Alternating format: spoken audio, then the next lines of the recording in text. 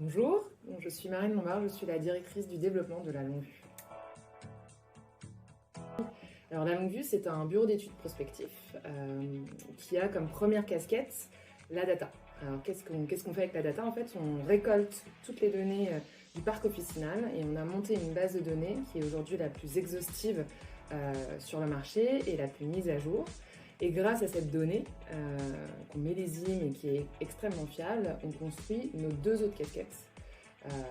La deuxième casquette étant notre outil de géomarketing qui s'appelle La Loupe, qui est un outil de visualisation aujourd'hui de différentes typologies de données et qui permet en un clin d'œil de pouvoir capturer finalement une dynamique territoriale. Et enfin, la troisième casquette, c'est nos études.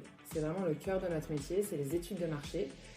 Et donc l'idée de ces études-là, c'est venir accompagner le pharmacien dans ses projets d'implantation pour pouvoir évaluer l'aspect et économique et juridique de la faisabilité tout simplement de ces projets.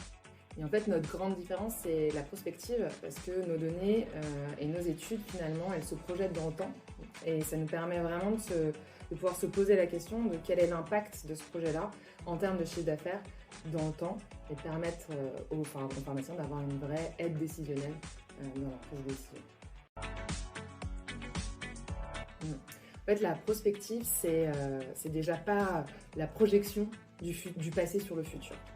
C'est plus complexe que ça. En fait, ça va vraiment se reposer sur un diagnostic avec plusieurs variables qui vont nous permettre vraiment de pouvoir projeter et pouvoir explorer différents avenirs pour le projet.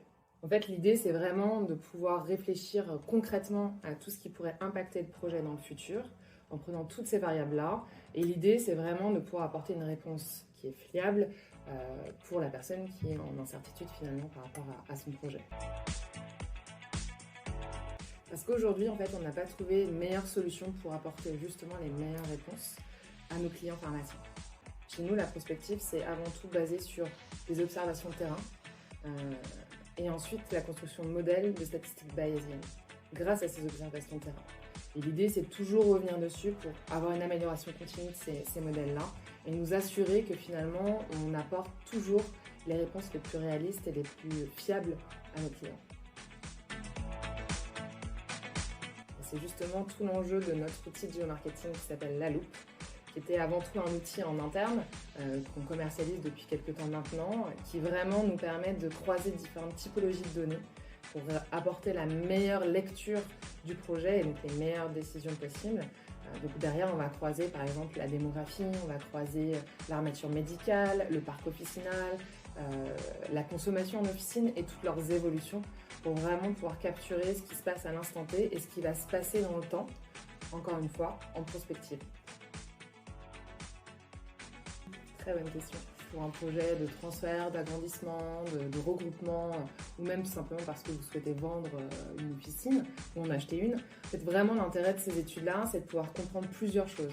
D'abord, la dynamique territoriale dans laquelle s'inscrit le projet, comprendre comment va évoluer la démographie, les médecins, est-ce que ça représente une opportunité ou au contraire un risque. Pareil, la dynamique commerciale avec les surfaces alimentaires présentes, comprendre aussi le flux. Et comment il va être bénéfique pour mon projet. Et ensuite, bien sûr, c'est de pouvoir évaluer le potentiel derrière de ce projet, potentiel économique. Et vraiment, le bien fondé de ce potentiel-là, c'est la porte ouverte, par exemple, aux analyses des experts comptables sur des prévisionnels. C'est aussi rassurer les banques pour obtenir un prêt. Et puis derrière, le dernier élément, finalement, c'est d'avoir un peu une roadmap. Parce que nous, on est en capacité de pouvoir ventiler ce potentiel de chiffre d'affaires dans le temps, pour pouvoir vous dire à combien de mois vous allez atteindre X% de ce chiffre d'affaires-là. Et donc là aussi, ça vous permet d'avoir une roadmap très claire et de pouvoir avoir finalement un projet sécurisé et des prises de décision sécurisantes.